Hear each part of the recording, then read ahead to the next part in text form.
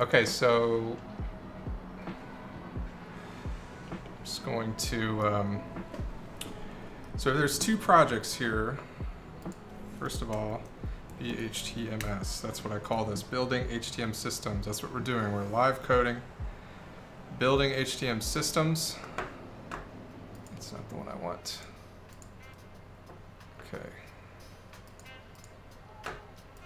So here is the main site, the main GitHub, which I just put into chat.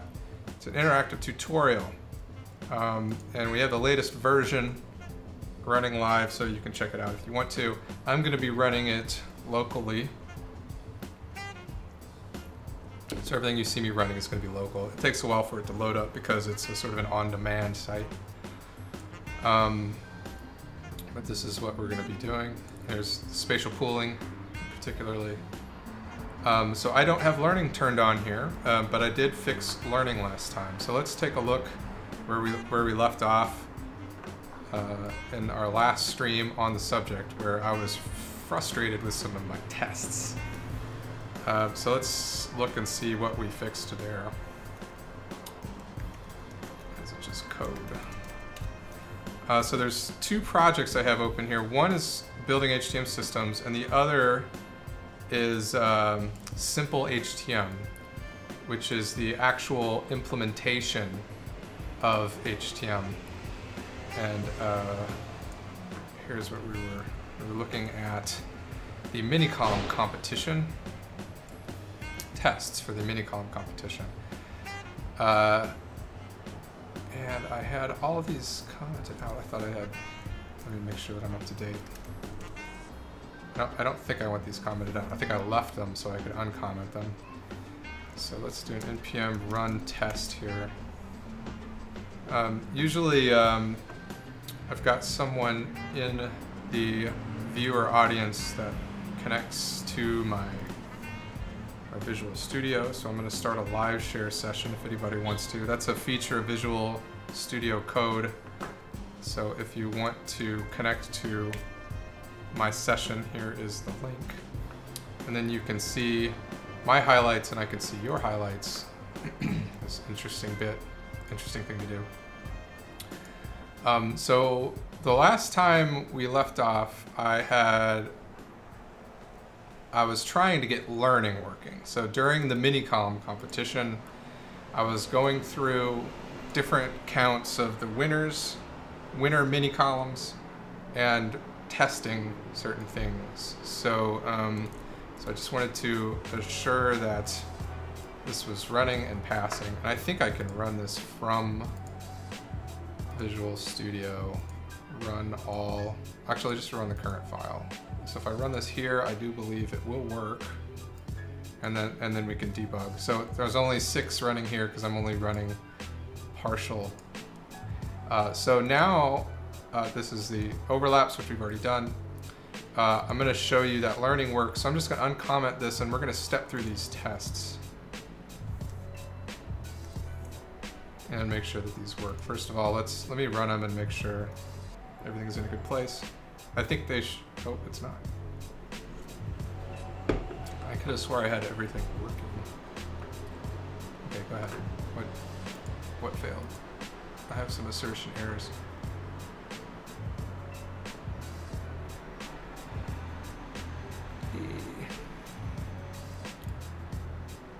So that's odd. Just a moment. I'm gonna get my, let's get this back up. Go to Simple HTML. I think I might only have this on a branch.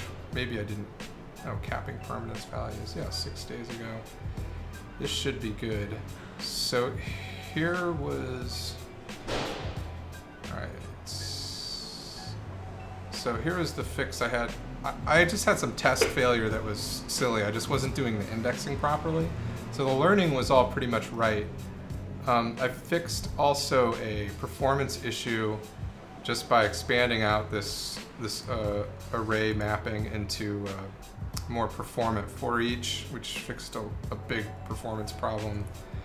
And then the only other thing I really did was to make sure that as I'm applying learning, because when you apply learning, you add or subtract from permanence values, I needed to make sure that I was not going above 1, because the permanence values are between 0 and 1. So I'm just ensuring that those get capped at 1 and bottom out at 0.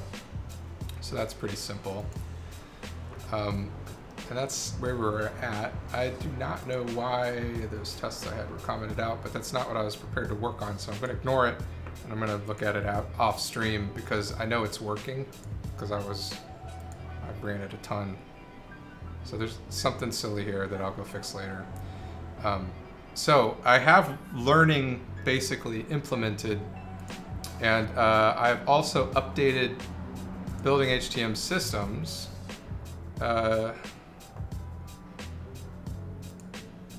With the new, so I changed some of the parameters so that my input space was a little bit smaller, right? Yeah, and I cleaned up the colors. I did some cleanup, basically. I changed a few starting parameters. I made the data a little bit more regular. And then I updated Simple HTML to the version that I deployed that had learning. So let's take a look at this, because this is the interesting bit, I think. Let me throw something into Discord to let everybody know.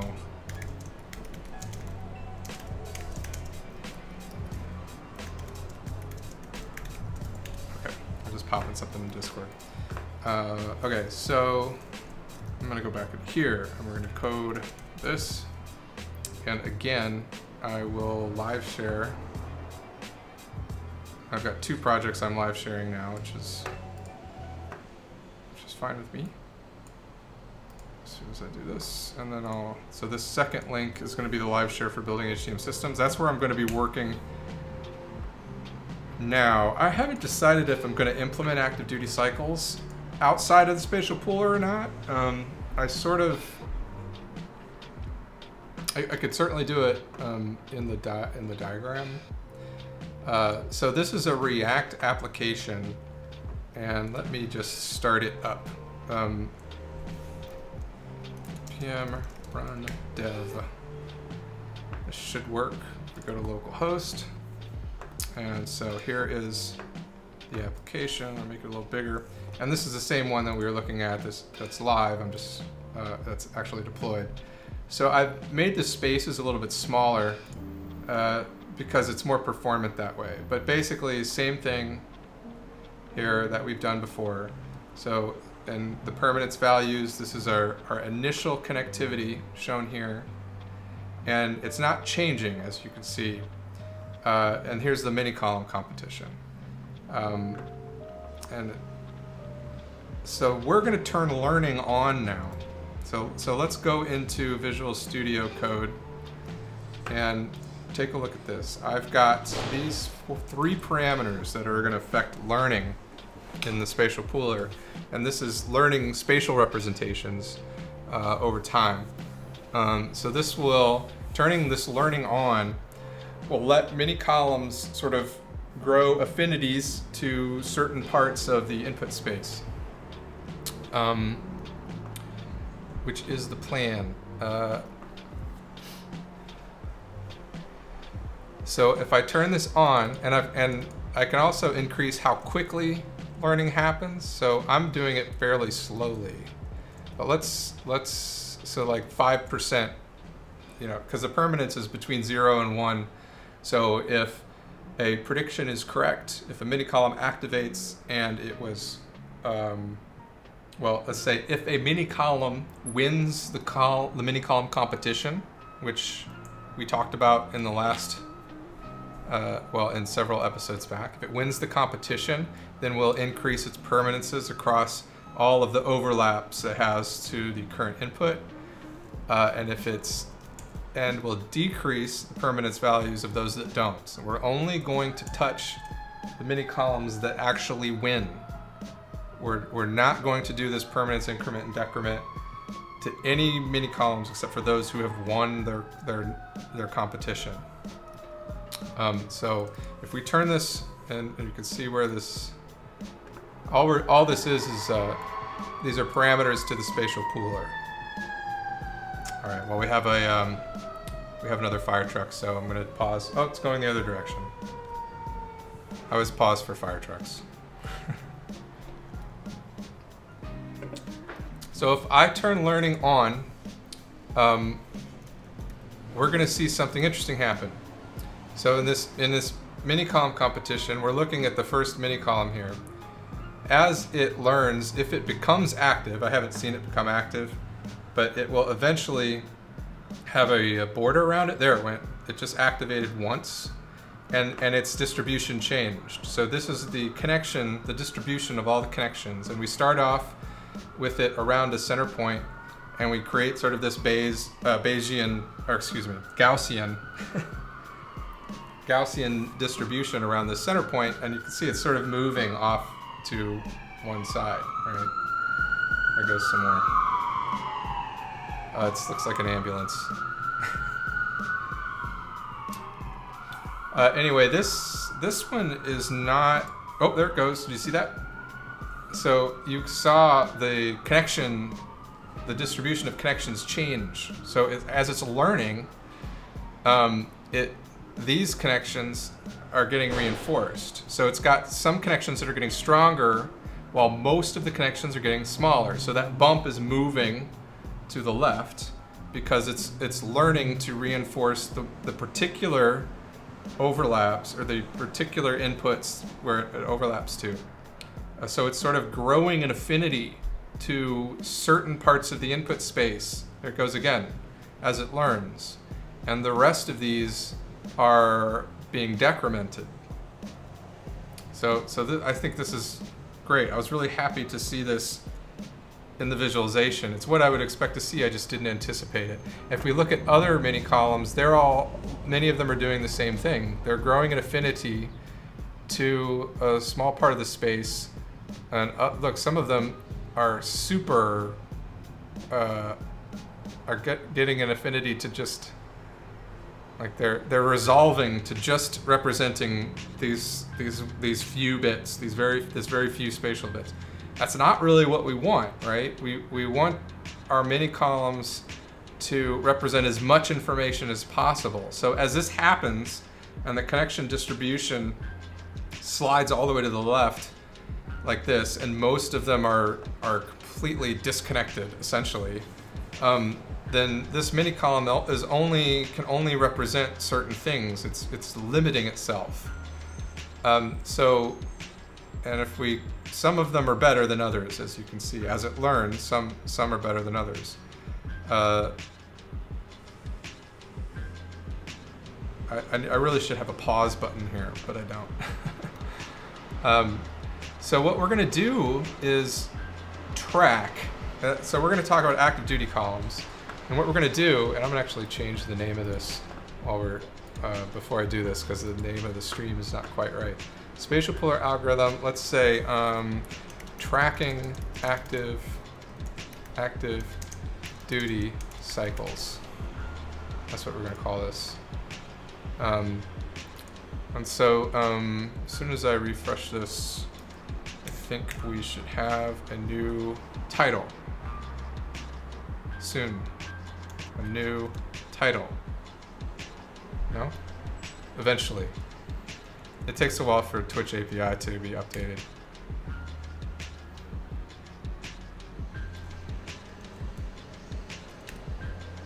We'll get there. There we go. Tracking active duty cycles. Now you can see I updated the title up there. So this is a problem. It's not obvious why it's a problem, but it will be obvious once we start tracking the active duty cycles, because you can sort of see it right now.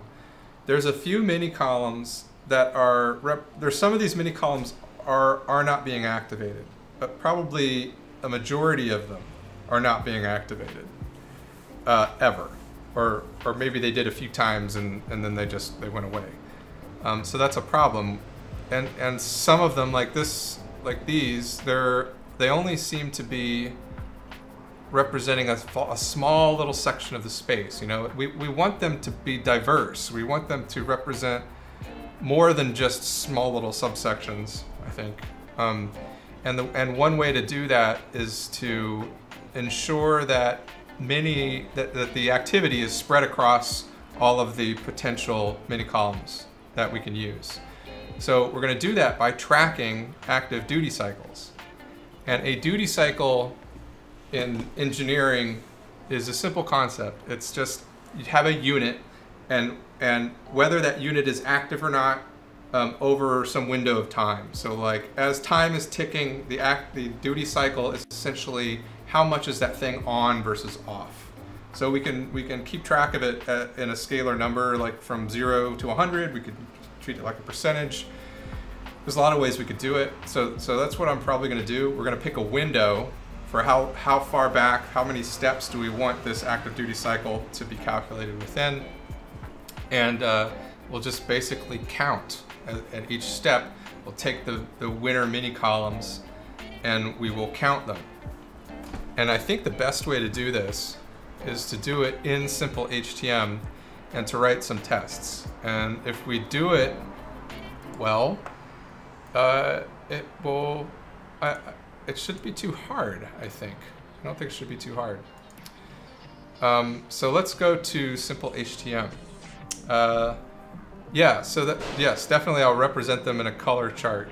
So for example, we'll have another heat map, just like this. This heat map is representing the overlap values, and I don't have, this isn't very explicit on my diagrams yet because I haven't really labeled much.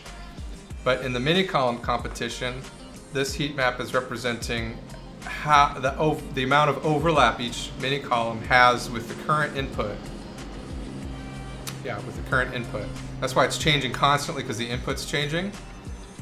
This heat map is representing permanence values. So specifically given a selected mini column, it's telling you what are the permanence values. So these change much more slowly.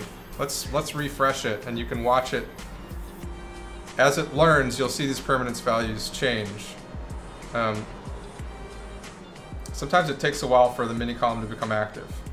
Sometimes it never becomes active. I mean, it's pseudo-random, right? So that's one of the problems. We want every mini column to represent something. So there, it's just activated, and we saw the connection distribution change a bit, activated again. So connections are being pushed to the left, which means they're being decremented for the potential pools that are not being stimulated, and incremented for those that are being stimulated. So this mini column is sort of growing infinity for a percentage of the input space that's above this connection threshold. How can you guarantee that each represents something? That's what we're going to do when we do boosting. That's homeostatic regulation. So boosting is we'll get into after we do the active duty cycles, because you need to know what the active duty cycles are for the boosting algorithm.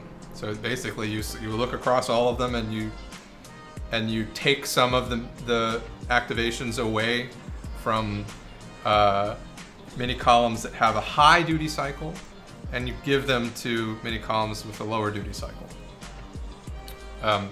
But we do have to understand that these heat maps mean different things. This one up here is a heat map of one mini column's permanence values to the input space.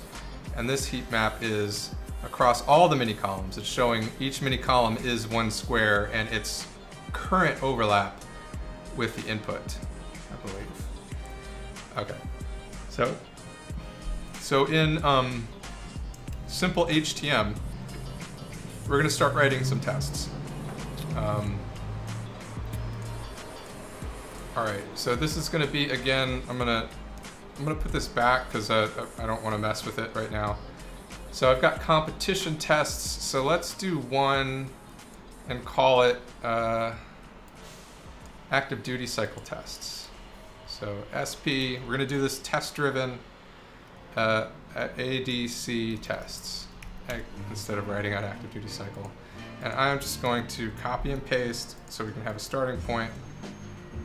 I don't know if I'm going to need D3, probably not. default inputs, default SP size. So yeah, so we'll keep this, and we'll say when calculating active duty cycles, right? When calculating active duty cycles, and I don't think I need to do this. I'm not actually going to be doing input. We're not going to do input. What we're going to do is simulate the competition. We're not going to run the column competition, the mini column competition. Actually, let's just delete all this stuff and start from essentially scratch. So we have one description here. When calculating active duty columns, I don't need this times 2.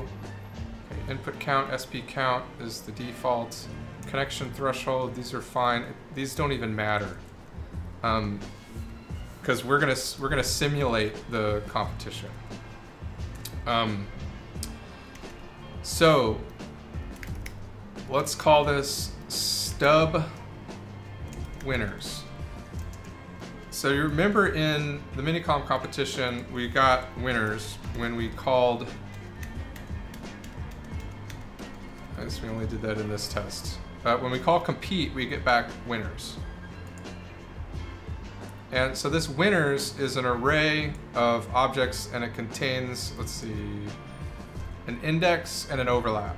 So we want to mock this out. So we're going to call it a mock. Well, I'm going to call it a stub because I'm just, this is going to be an array. Okay. And for each one, I'm just going to like manually put in here exactly what I'm expecting or what I want. So we'll have one that's index, I don't know, 42, and overlap. You know, I'm not even going to put an overlap because for the active duty cycles, I don't need to. So first of all, let's do index 23. Okay. So what I'm expecting to do, and this doesn't exist yet, something like compute active duty cycles, and send it the stub winners. So after I run the competition, I want to calculate or compute the active duty cycles. I'll do that with the winners. So when I run, once I have the winners, all I need to do that is just the mini column indices. So I'm mocking like these are my, I'm stubbing out these are my winners, index 42 and 23. Let's even put them in order. So there's only 2, right? And I don't care too much. And we can make this, let's make this much smaller. I don't even think we need to worry about the input. I don't need to worry about the input count. I don't remember if I default that out. Probably not. So I'll send in something just so that we can send in something. The order is not important now. I'm just, you know. Okay, so we're gonna leave the input count. We'll leave it 500. It really doesn't matter. I mean,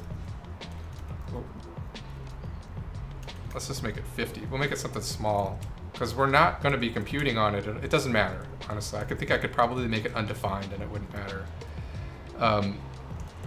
In fact, the only thing that matters is the SP size should be. So I don't think any computation is going to actually occur here. So I'm going to compute the active duty cycles, and what I expect to get back is an array, one for each mini column. So let's say result.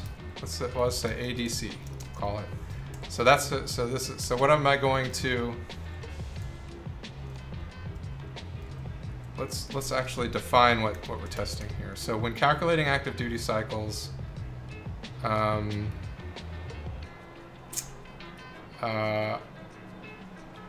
don't know. They are properly counted. Let's just say with no window size. Let's say, because with an active duty cycle, first I'm going to start, and I'm not going to assume anything about how we're going to track it. We'll say that we're going to go for the history of everything we've ever seen. First of all, let's do this. Describe with no window size, and then we're going to say it on first. So we're gonna test for the first time, and we're gonna have an expectation, and then we're gonna have subsequent times. On first computation, and then we're gonna have on subsequent computations, because they're gonna have maybe something a little bit different. I'm not sure, but I'm just sort of exploring right now. So each one of these, we're going to do this thing, and we're going to have stub winners. And actually, I think I will put this right. I think we'll be very explicit about this, and we'll do it for each one. And let's comment this out for now, and let's just work on the first one. Let's keep it simple. What do we want to assert about this? Well, first of all, length of the array we get back should be the SP size. Okay, active duty cycles should be the same dimensions of SP. All right, so that's one thing. That's easy enough. So now we run the test and watch it fail, because it's going to fail awfully. Because we don't even have that function yet. So first we need to create a function called compute active duty cycles. So let's go to the spatial pooler, and let's put it after our compete function. Let's put it after calculate overlap. We're gonna have compute active duty cycles winners. Okay, we're gonna assume we're gonna send in the winners, and I'm just gonna return this.ops.size. That should pass the test. Well, no, wait. New array with that size. That should pass the test, I think. Let's see if it did. It looks like it did. Oh, it says 0 passing. Let's see what happened. Oh, I have to have the test in open. Okay.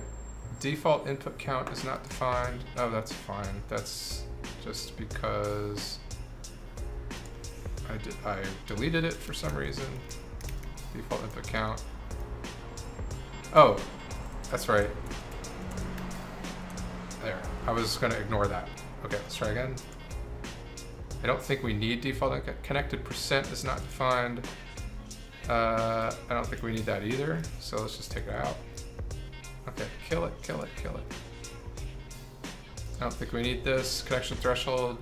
I don't think we need that. I don't think we need any of this stuff. I don't think we need learn. All we need is SP size to test this active duty cycle stuff, because we've already tested the computation. We're only testing the active duty cycle bit. Okay, so we have one passing test. So what I expected, when we call this, we get back an array of the size, because that's what I just hard coded it to do. It's a stupid solution, but so now I'm gonna write another test, and I want to have something in there. So now let's go through the whole array, and let's say ADC for each.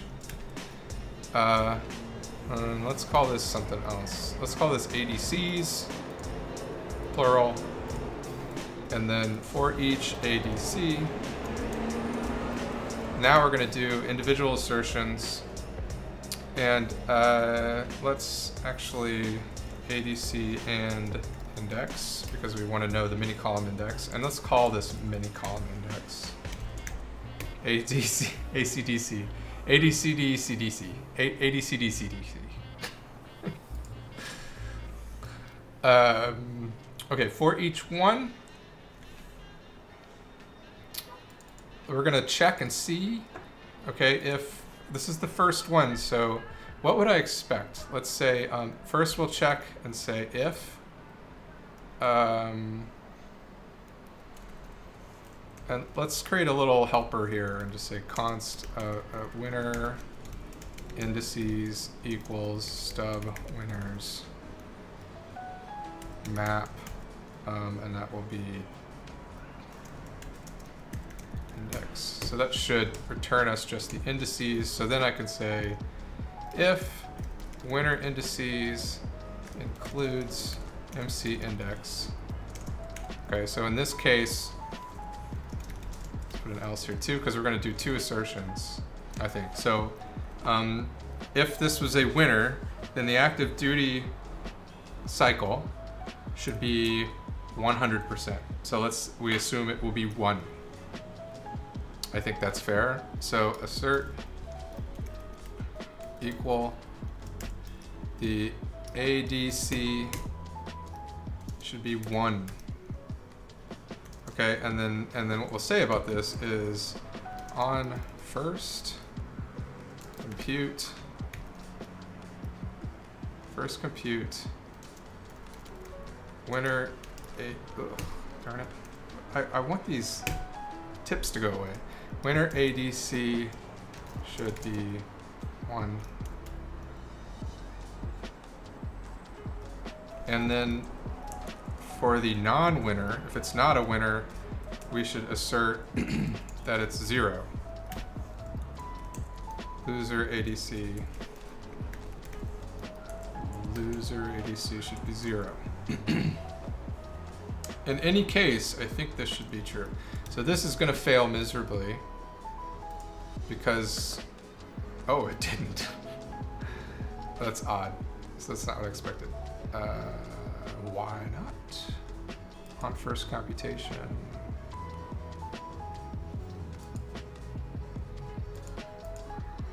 ADCs has the same length as SB size, which is default size of 10. So I don't think I'm getting it into this. Oh, let's just put a breakpoint right here. Run it again. Make sure that we're. Oh, that didn't work. Why not? ADC tests. Run my current file.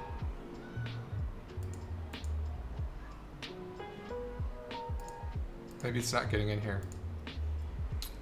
It's usually a. Oh, here we go. ADCs, an array of 10 for each.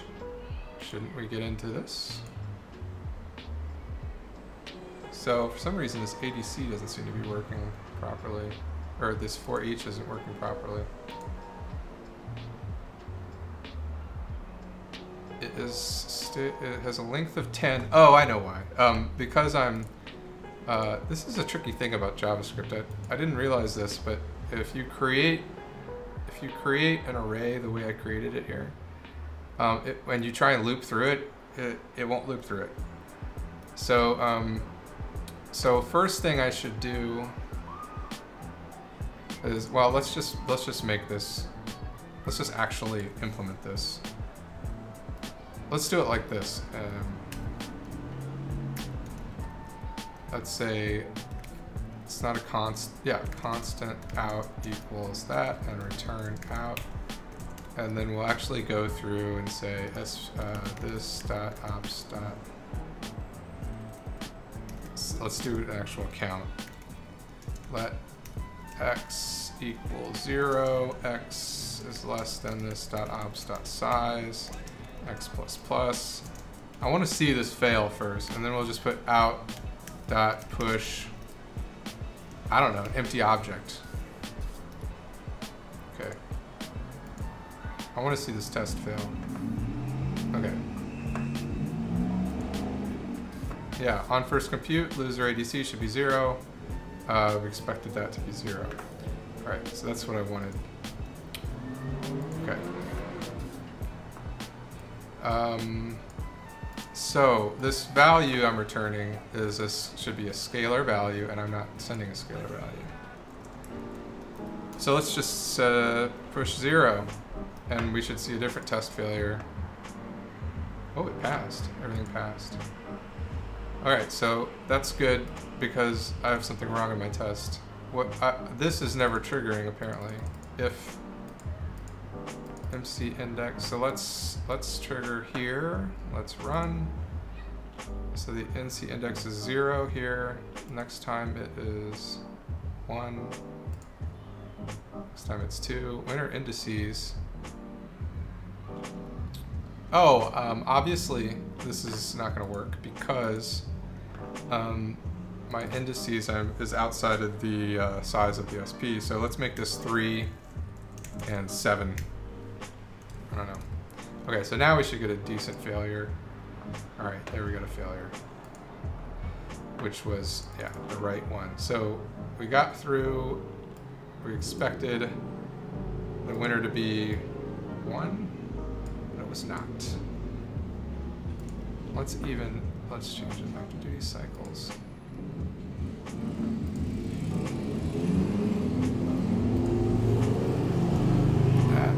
I'm even going to, I like to make my test assertions be as detailed as possible, so I'm going to actually include the MC index. Okay, on first compute, and we'll just say loser, we'll just replace this with loser, should be 0. And I'm going to run it from here.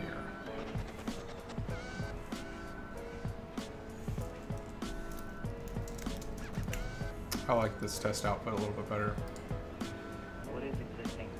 All right, so we have a failure on the first, and this runs all the other tests too. So we have a failure on the first computation, which is what I expected. It's always good to go run all the tests every once in a while. So the winner ADC at 3 should be 1. That's the error that I wanted to see. Okay. So let's make this pass by implementing actual duty cycles. So what we'll do is we're going to have to keep track of this as we go along, but for right now, we can make we want to write the test as simple as possible without just to make the test pass. And so I'm not going to start tracking the active duty cycles until we get to the next test. So right here, what we want is essentially, we're not even looking at the winners. So we'll say if winners at X, and maybe we should change this. Maybe we should change this to, what do I call it? I forgot the command I used to change. Let's change this to I. How do I do this in, I forgot how to change, I thought it was function F5. Is it? No. Function, I've totally forgotten. No. Okay, well, we're gonna make it I. I don't like X. I is better for index, I think. Okay, so if winner dot index equals triple equals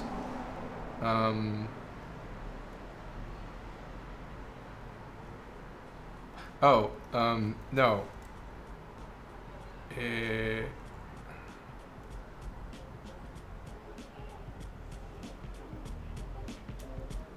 So if I'm going to go through my every mini column.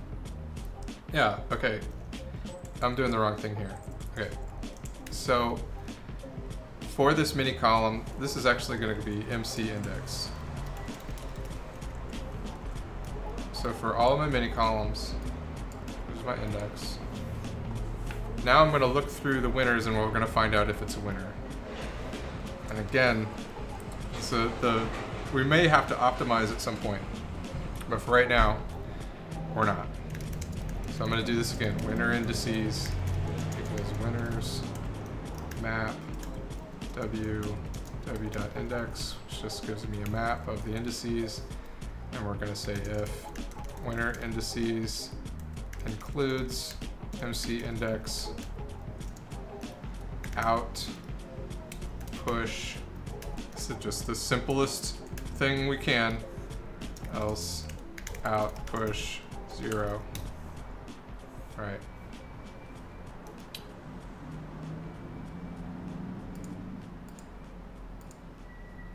All right. Yes. So expected that to fail, but it didn't. One passing on first.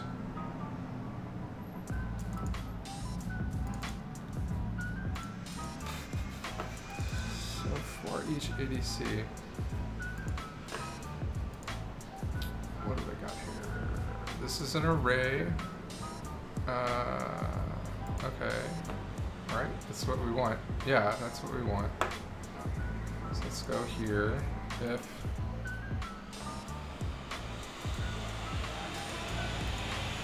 what's going on?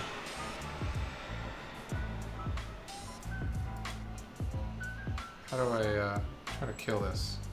Kill, die, die, die. Okay, let's try this again. Okay, so now we are at MC index 0, the ADC is 0. You're saying if winner indices, which is 3 and 7, includes that, we do one thing. So I want to check and make sure these assertions are being run, because I did not expect this to pass. So for 0, assert 0.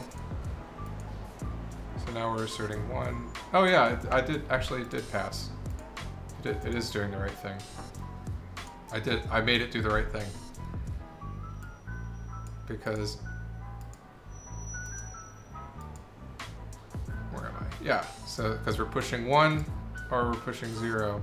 So now the next test is going to be for the subsequent computations.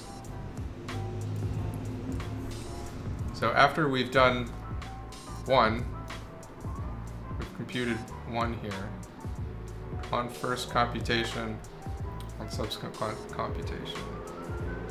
So we're using the same SP. Now we're going to assume we can keep it the same winners. It doesn't matter, right? Let's say on subsequent computations with same winners, it's going to be the same exact thing.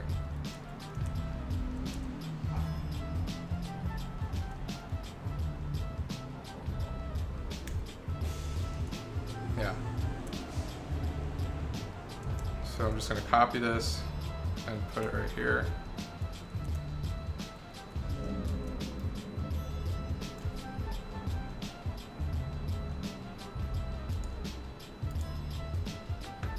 ADCs, not ADC. So if we use the exact same indices for the winners, it should be the same because they won again. So it's again 100% of the time they've won. So this should work. Good. Now we're going to do one with different winners.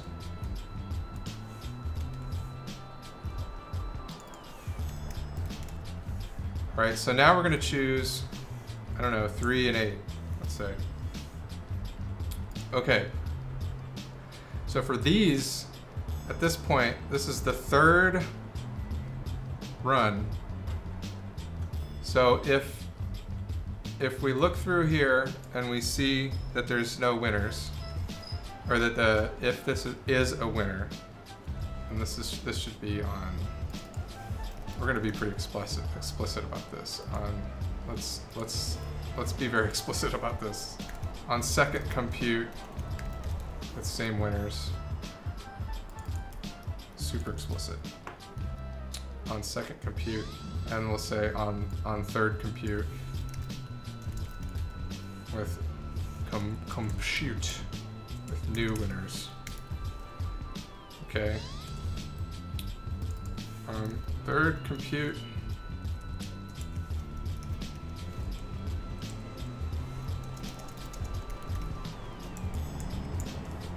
with new winners. So what I expect is if this thing wins, it's going to be 0.333 because it's the third. And so we're going to say close to 0.3.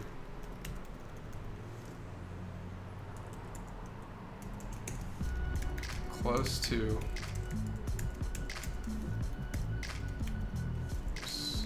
That should be close enough. 3333. Oh no, this one should be 0. Sorry. This should be. Oh. Well, that's the thing though. If it's so I have to keep track, and if it's one of these, it's going to be 3332. If it's one of any of the other ones, it's going to be different. There's probably a better way to do this, but so let's do this. Let's say, okay, so I need to, because I have totally forgotten how to rename a variable. How do I do this? Rename symbol, F2. There it is. All right, so let's go here and I'm gonna pull this up. I'm gonna pull it up here. We're gonna put it right up front and we're gonna call it, so we'll get rid of this one too. And we're gonna call it first winners. First winners. And then we're just gonna pull this one right up too. We're gonna call this one second winners.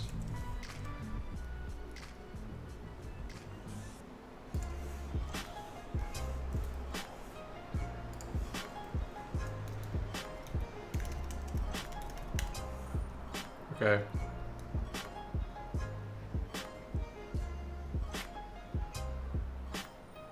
Okay, so this is the second winner. So first, this is fine, but this, I have to change to first indices, and then we're gonna have one, oops, see, here we go.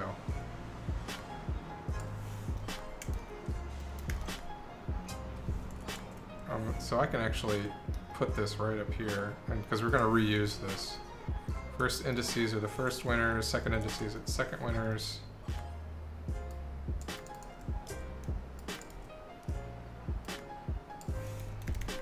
Okay. All right, so on the third compute, everything else should pass up to this point. On the third compute, we're going to say if we're part of the first indices, this is true. And we're going to add another else if, come on, should know better than that. Else if second indices, and it'll be the same honestly, but I'm gonna keep it in a different block. On third compute with first winners. On third compute with second winners. Else, this is on third compute with new winners. With on third compute, let's just leave it that. On third compute, loser ADC should be 0. So both of these should be a third, and this should be 0. Let's see. All right, so we do have a failure. And close to, let's see. So the ADC is 0. What? And it's odd because 0 is pretty close to 0. Let's see what it comes out to. The arguments to close to or approximately must be numbers. Oh, I think I'm just using close to wrong. So let me just fix that. I know I do this here. Close to, observed, actual. Oh yeah, okay. So I need to give it a delta sort of value for, yeah. So for close to, we'll just put that. Should be okay. Actually, this isn't close to, this is going to be equal. that's going to be exact. These are going to be close. It should be pretty close to that. Could be 4, I don't know. Close enough for me. Okay, let's run again. Still have an error. For each, ADC is 0. So we have a real failure here, and we actually expected this right because I'm not actually keeping track of any of this stuff in the spatial pooler from compute to compute. I'm just pushing 0 or 1. So now this test failure is going to force us to keep track of the active duty cycles and do an average. So I'm going to do this in the initializer. We're going to say ADCs, and it's going to be an array. You know, let's do this. This dot create active duty cycles. Let's create one of those. Sort of keep with the pattern that we've got going here. Put it down here at the bottom, create permanences, create active duty cycles. So constant ADC equals that, and we're going to return ADCs. We're going to basically loop through them just like we were done before. For let I equal this dot ops dot 0. While I is less than this dot ops dot size. I plus plus, and we're going to start them all out at 0. So ADCs push 0.0. So I like to put 0.0 so we know, we're sort of letting people know this is a decimal value, it's not just an integer. All right, so now we've got active duty cycles that are an array the size of the mini columns. And so now what we want to do is this is going to mutate the array. So we're going, when we compute this, it's going to act upon our array. So we can say out is this dot ADCs, and then we're going to return it. Okay, so and we're not going to just push. We're gonna use. So we can't just push anymore. We're going to basically see that. So here's tricky. We can't just. We need to basically keep an average. So instead of we need like an array of the actual active duty cycles, which is like a percent, you know, of activity, and we need a count. We need to know how many times we've computed, how many time steps we've seen, and we're not tracking that anywhere. So I think that's all we need. So if I know how many time steps I've seen and I know what my current value is, I can take whether I'm currently on or off and know how much to change that value, right? I think that'll work. So let me keep a track here. So as we create the active duty cycles, let's after that, let's keep a count or a I don't know exactly what to call it. I'll just call it count for now. That's basically the amount of data points. Let's call it compute count. Compute count. It's the amount of data points that we have seen so far. And we're going to increment this right away. Compute count plus plus. Okay, so this is, I'm going to ignore this test because I want, for now, because that's going to be harder to make pass using this new method than the first ones, so I can just think about the first time, the very first time we do this, compute count will be 1. And so what I want to do is, So our ADC, which is out at MC index, is going to be, we're going to increment it by some amount. If not, we're going to decrement it by some amount, right? I think.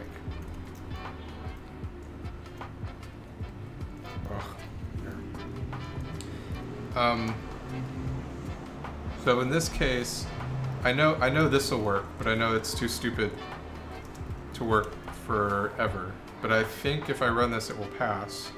Yeah. Why did it say 0 passing? Oh, right, I wasn't on the test. No, that does not actually pass. What is my ADC? 2.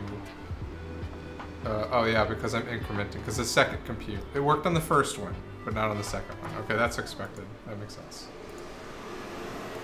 So I need to be smarter than this, obviously. So it needs to be like some average, right? Of I wonder. I keep thinking of the most performant way to do this, but it would be probably easier. It would be easier to keep a count of how many times this has been active in the past instead of a scalar value. That would make more sense, right? So instead of this ADC's returning, containing, like holding, a scalar value, let's make it a count of how many times it has been active, and then we'll on the fly compute the percentage. I think that'll be simpler in the long run. So this is not going to be out, this is going to be a new array like we had before, the out. And then we're going to push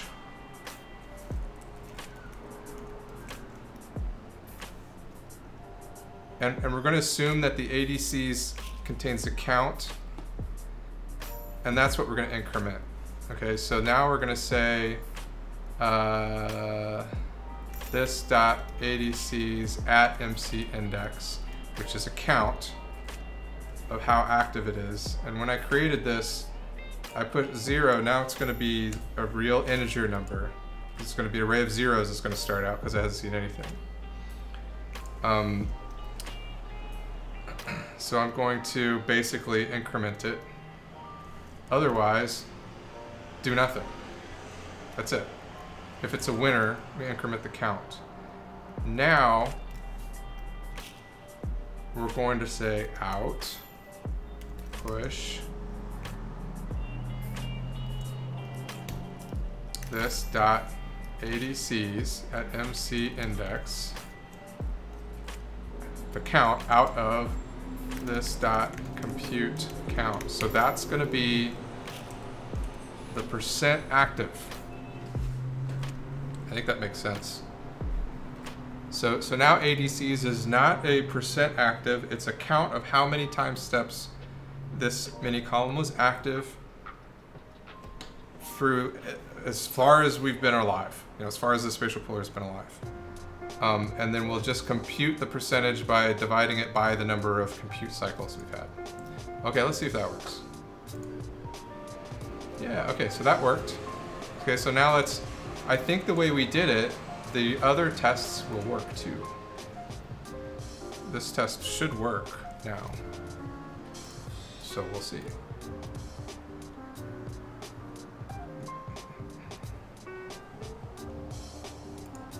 No, it did not.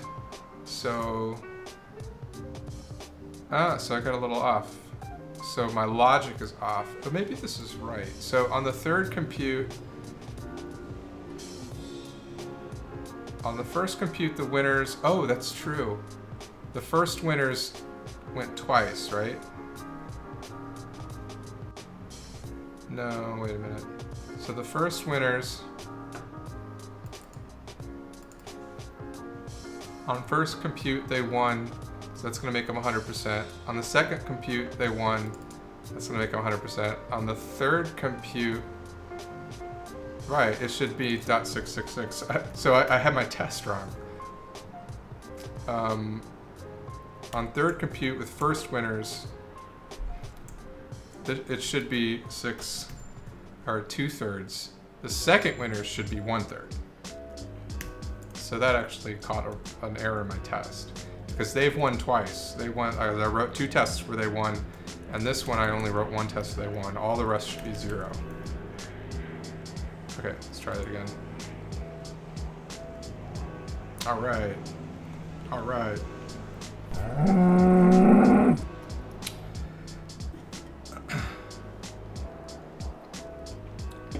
Thanks, Mark. I'll have to check it out later. So I want to try and stay on task here.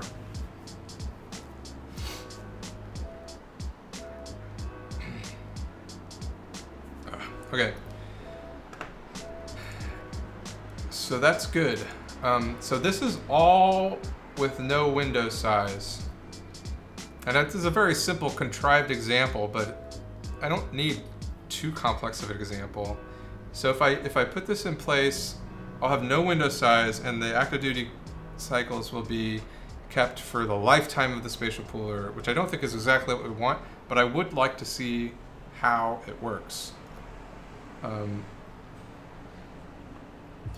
would like to see what it looks like and if it's performant in a real scenario. So what we're going to do is first let's run the whole suite of tests and make sure that everything passes. We didn't break anything.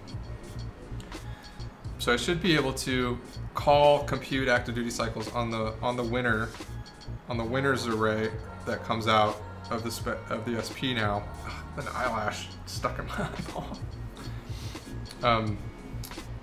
So let's do this. Everything test. What did I change? Why did I change scalar tests? What did I do to that one? Huh. I don't remember why I changed that one. Scalar tests. Oh, yeah, I added a test that wasn't necessary because I thought something was wrong, but it wasn't. But I'll I'll add it because why not have an extra test? SRC test commit first pass at active duty cycles. I'm gonna make 2 push function upstream. I'm gonna make 2 commits. Now I'm going to change the version 2.7. This is our first version with active duty cycles. And commit please 0.27. Get tag annotated 0.2.7. I think I can just add a message. 7. Get push upstream 0.2.7. Get push upstream master. Okay. And npm publish. I think this should all work. I know I got kind of a little ahead of myself, but this should work. All right, so now we're publishing. And I'm going to go back here into our building HTML systems, which I closed the code editor for some reason. And we're going to update to 0.27. And I want to visualize our active duty cycles. And so this should, now we're going to do some React stuff. Okay. And remember, we're doing this for the life of the SP. We don't have the window put in place for active duty cycles yet, but that's okay. It's not a huge deal.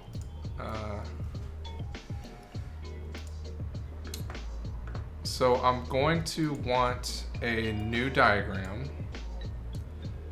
Okay, let's copy the mini column competition. Well, let's see, where do we want to start here? to start here. I want, sorry.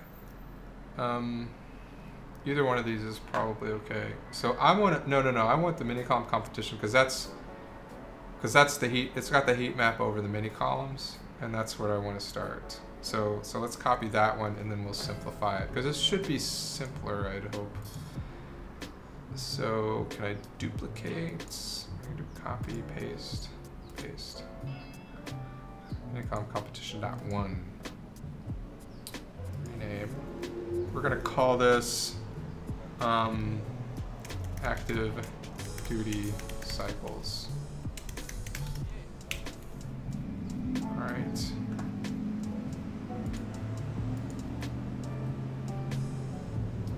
I'm still going to need red to green, so let's change this active duty cycles. Diagram padding is fine. Selected color is fine. Connection color, input color. I think we're still going to use all that stuff. Okay, let's go down to the SVG. I think this is all going to be the same. We can still call this the competition. We're just going to be visualizing something different in the mini columns. So where we're dealing with mini columns, or render mini columns, the way we're doing the color here, which is fill, instead of using the overlap, we're simply going to use. So first of all, I have to make sure that the data we're sending to this contains the right thing. So I'm not going to call props.overlaps. So now I need to go back to, I need to go up a level because so I'm not going to get overlaps here. I'm going to get active duty cycles. Okay, so I'm depending on that. And that's going to have, it's not overlap.overlap.length. The active duty cycle is going to be a scalar value. So we'll call this ADC, and we're just going to say color scale ADC. And I think I'm going to have to times by 100 because I think that's what the scale expects. Oh, maybe not. We'll see. We'll see soon enough. Okay, so now we go to the spatial pooling page. So we've got learning on. So first of all, let's turn learning off because I want to see this learning off first. So this will be called active duty cycles.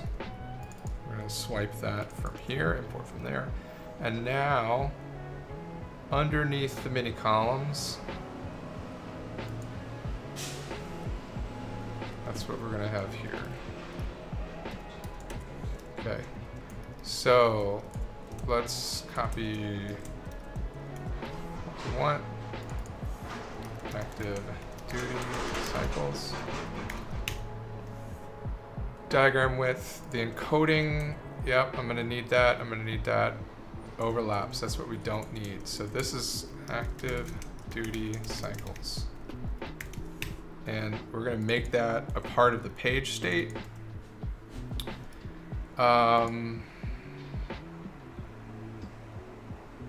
going to still use the winners, I think, because that's how we highlight which one's won, connection threshold. We might as well keep all that stuff. So on update, we'll still do the on update. Okay, so what we need to do now is make sure in the component did update where we were dealing with overlap, this state.overlaps, right? And we need to add a new state, active duty cycles, undefined. Okay, and wherever we're setting overlaps, like right here, this is where we're going to set active duty cycles, this.sp, I forgot what I called it. What did I call it? Compute active duty cycles, and I give it the winners. Okay, so compute active duty cycles, and I'm passing it the winners in order to do this. All right. I just made a lot of code changes, so I don't expect this to work. I'd be pretty happy if this worked after all those code changes. Run dev. Let's check it out. All right. Nope, didn't work. This.computeAct. Oh yeah, I need to run an npm install to get the latest version of simple HTML. It's always something. Okay, let's try again.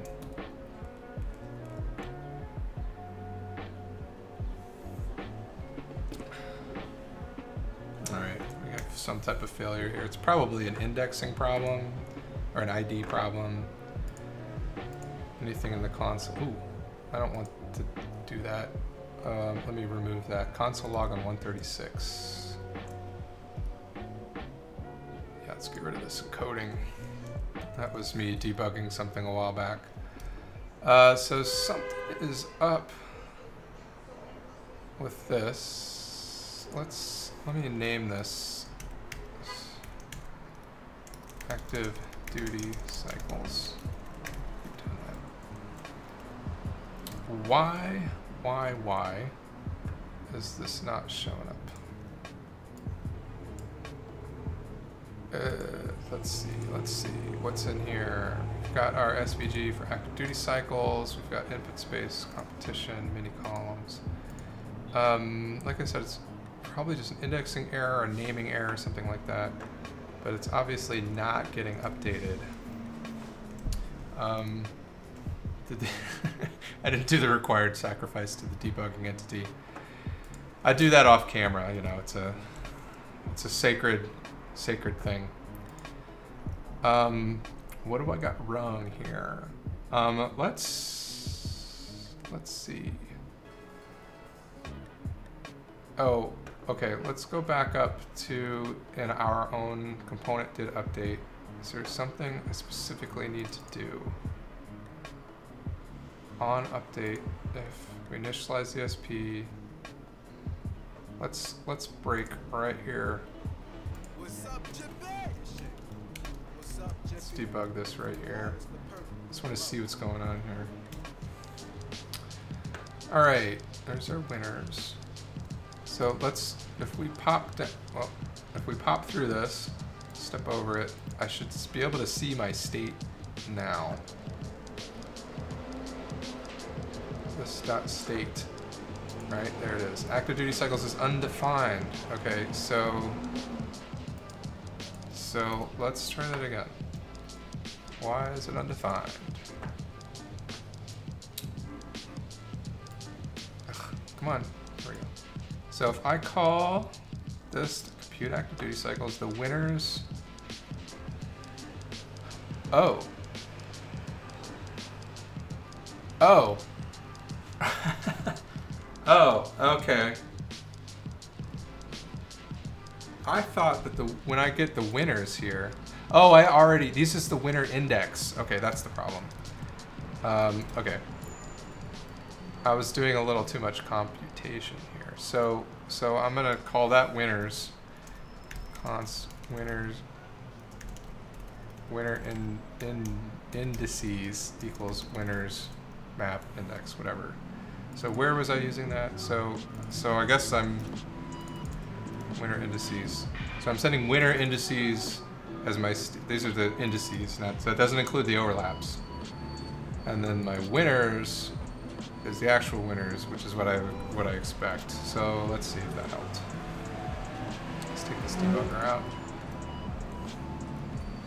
Refresh. Still no dice. Get there, don't worry. We will get there, don't worry. Okay.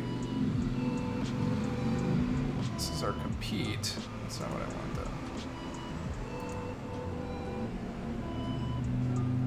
What I want is this spatial. I want to stop right here.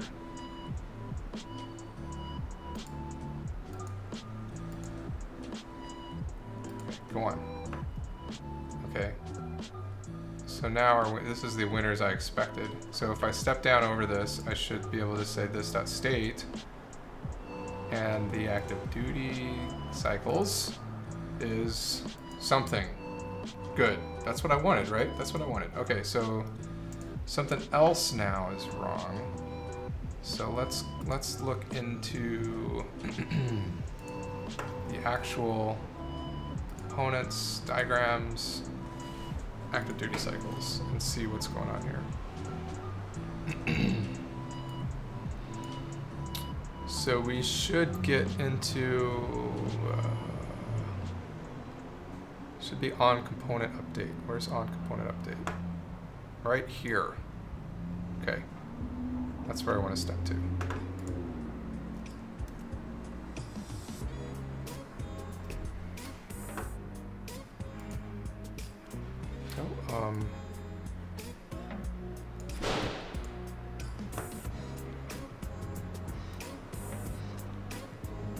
If this dot props, that's it. That's it. So I'm only updating if props overlap exists, but I'm not rendering overlap anymore. I'm rendering something entirely different. Active duty cycles. So in my update function, this was just an optimization. Active duty cycles. If we have active duty cycles, then we're going to update. So let's try that. And when learning enabled. Okay, refresh, there we go. But we still got a little problem here because there's no mini columns. So I've got active duty cycle, and I think it's probably just because yeah. Probably an ID thing. Let's check. Is this a legitimate error? Where is this coming from? Okay, encode 127. I don't want that. Was that in spatial pooling? Yeah. Get rid of these old debugging statements I've been messing with. Okay. So in our SVG, we have this mini columns here, competition and mini columns. And I feel like maybe we're just not selecting properly here. When we render the mini columns, let's stop right here. It's not even rendering. It's not even calling render mini columns. Render competition. There, it's the same thing if overlaps. Active duty cycles. Okay, that's probably it. Those are just optimizations I threw in. Now we get some real errors. Okay. No length of, and again it's overlaps. Okay, 187.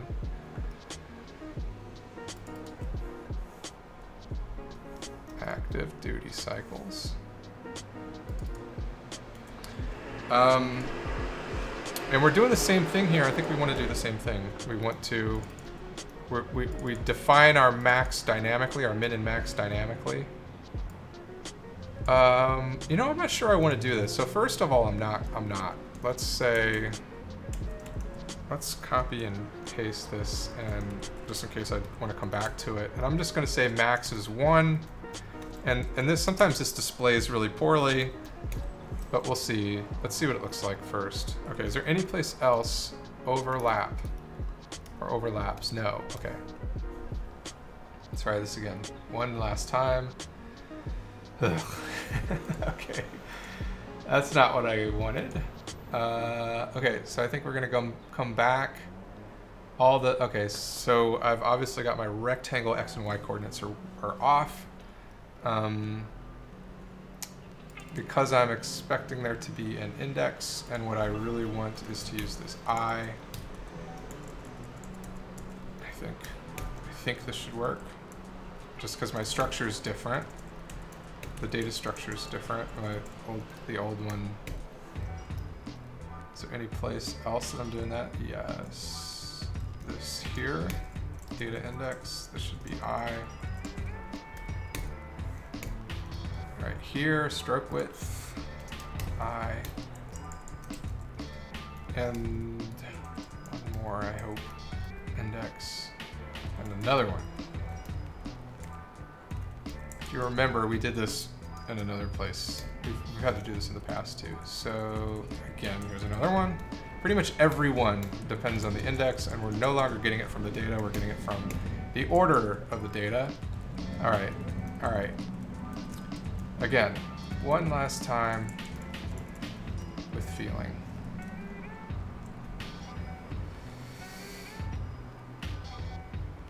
Ugh, that's still broke. Okay, let's debug this. Active duty cycles right here. This is where I want to stop.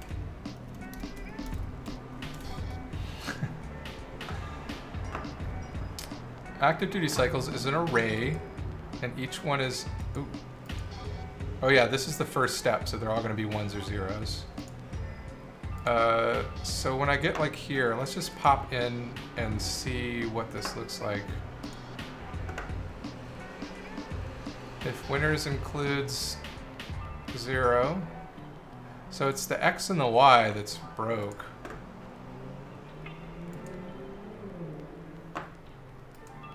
Okay, I is 1, I is 2, I is 3, times columns. This should be working. Why is that not working?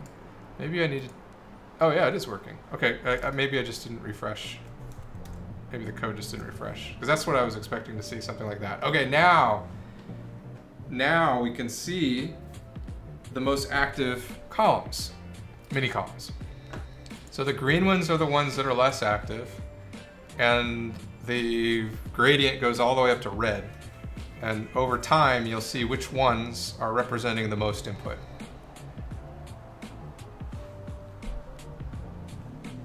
And as you can see, it doesn't spread very well. So this, I think this is going to look better if we distribute the, if we don't use min and max of 1 and 0, if we actually use the min and max of the actual data, it always looks better. So let's at least length of undefined cycles.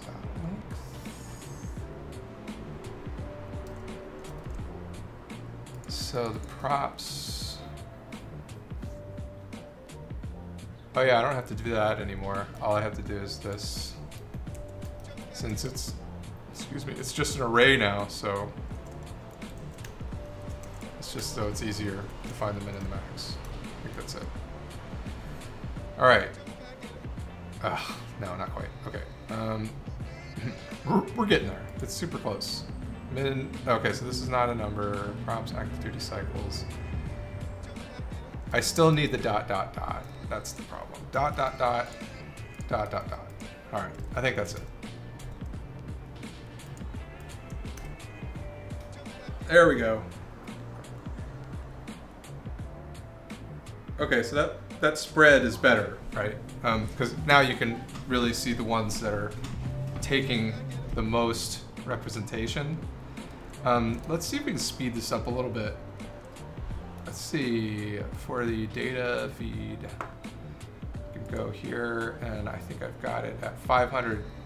This might work fine at 100, let's see. It might bog down. There we go. So, can you, for those of you guys who are watching, do you understand why this is a problem?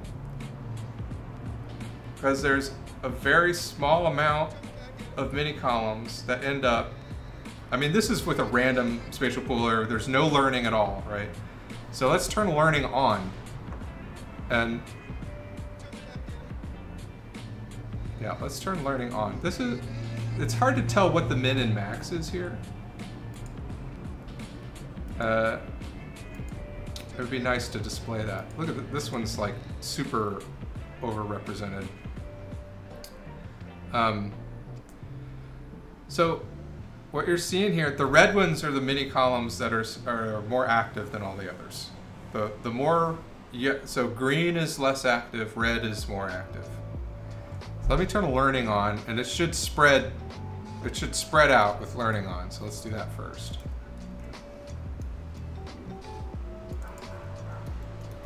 So turn learning on, everything's going to reinitialize.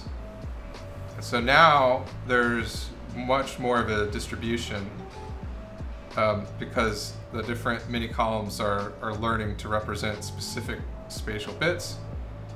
But what you would really like to see, and if you don't understand this, I mean, go look at the HTM School episode on boosting, because I have a really similar video about that basically does this visualization. It just uses the NUPIC spatial pooler. We're not writing our own. But we want this to be as even as possible. Like the best situation would be for all the mini columns to sort of equally represent the semantics of the input. And in our cases, you know, this one, like some of these are barely, what I'd really like to do is like be able to click on it and show what the active duty cycle is, like what is the percentage that it's been on over the life cycle.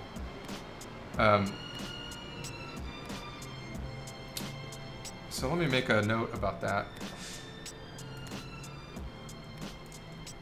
So I do have tickets, spatial pooling diagrams. So what are we doing? Mini column competition widgets. Learning on off. Oh yeah, I haven't done this yet. So this is to like to add ways so we can through the UI turn learning on and off and change the increment the permanence values. Create buttons to play and pause. Create a diagram to show active duty cycle. That's what we're doing right now. I'm going to create a new issue here for, what did I say I wanted to do? Oh yeah, I want to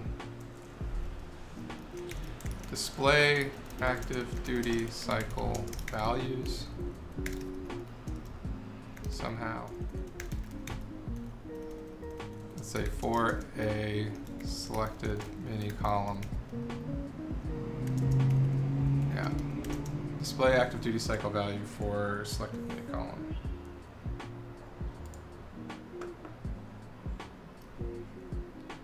And these things I'm probably going to do offline. The play and pause isn't necessarily, whoops, that's not what I wanted. It's not necessarily important enough to do in a live stream.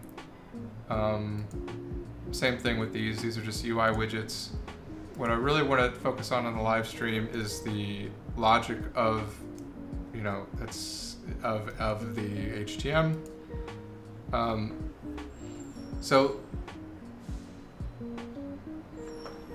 at least you can see with learning turned on,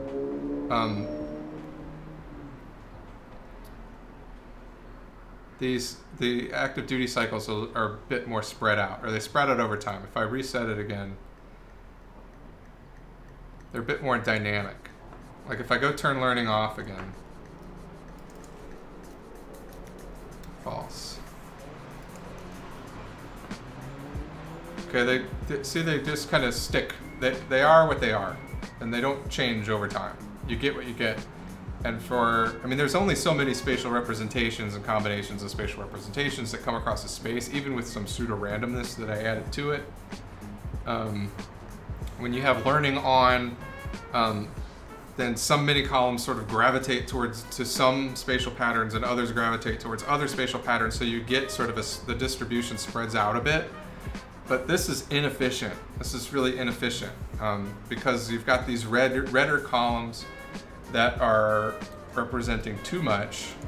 They're getting activated too often, right? And just because they happen to have their connection distribution in a certain way, so that the input just happens to match the way that input flows through the space, they're overrepresented. So learning helps with that.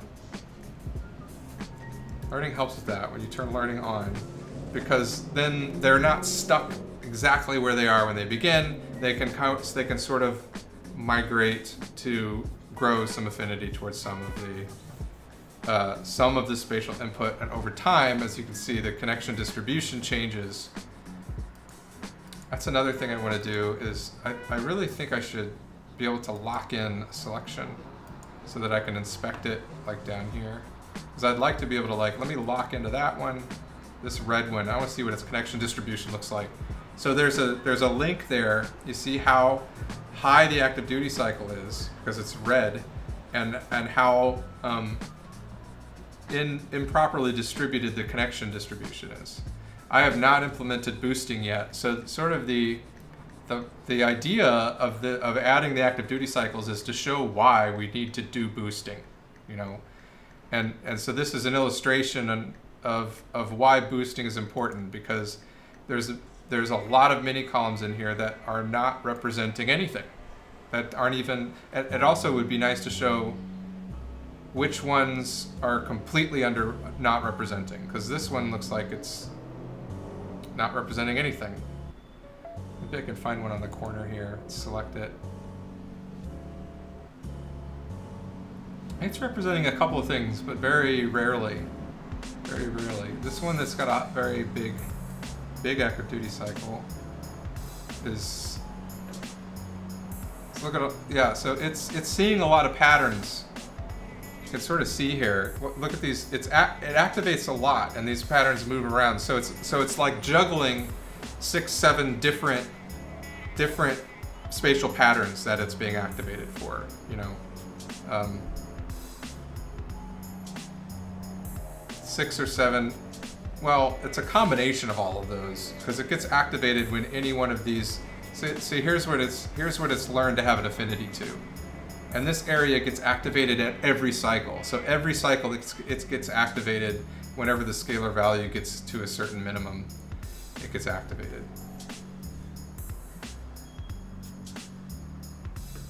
So in order to prevent this, that's when we try and get boosting. Yeah, winter hogging. That's exactly right. So we've got these guys that are, and they don't have a good, you know, distribution of the input that they're representing. You know, it's representing basically the same thing every time it activates. We want these mini columns to activate given many different patterns. So that's the whole idea behind the active duty columns. One of the things that I want to do now, let me go back here and add another task for this, is to actually this will be for simple HTML.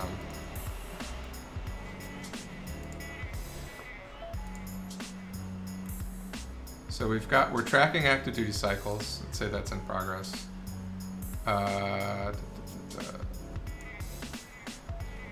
And I'm going to add another one.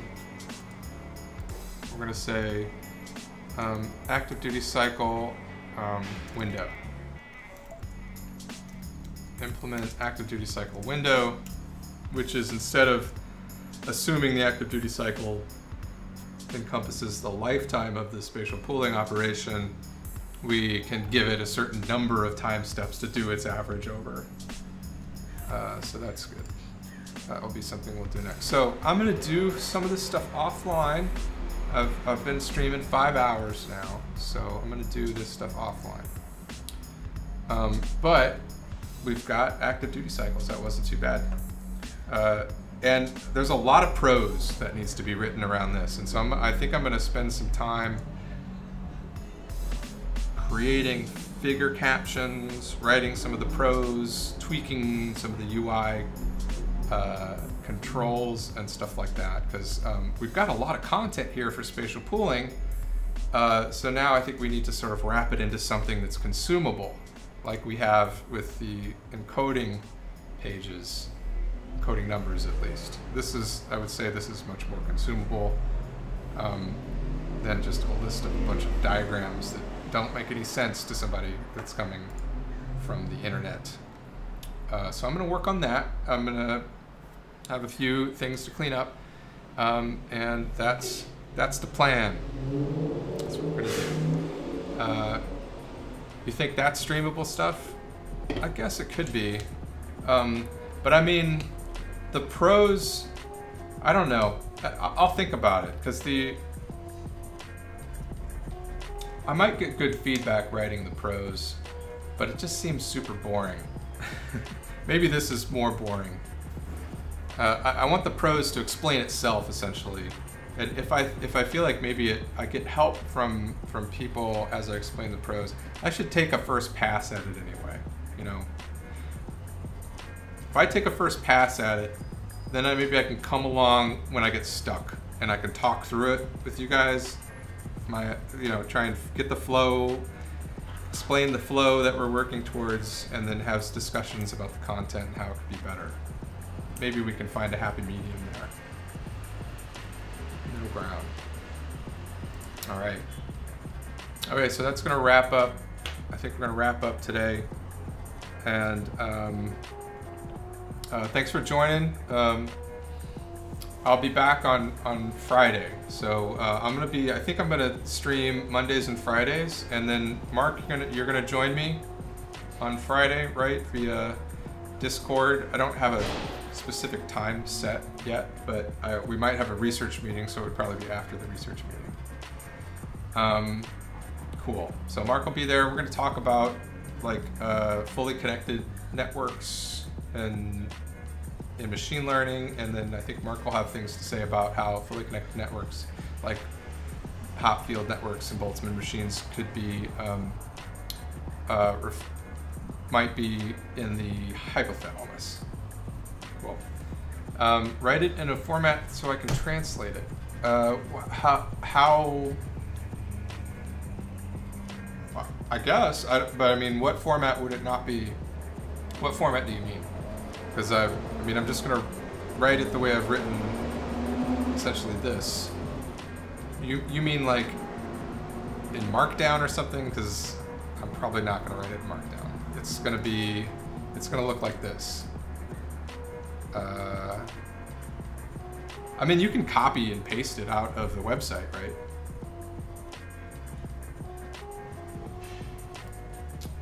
Yeah, I will have to think about the translation.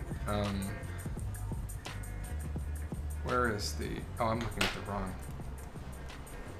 So this is what the current encoding numbers looks like. It's HTML, basically. So if you can,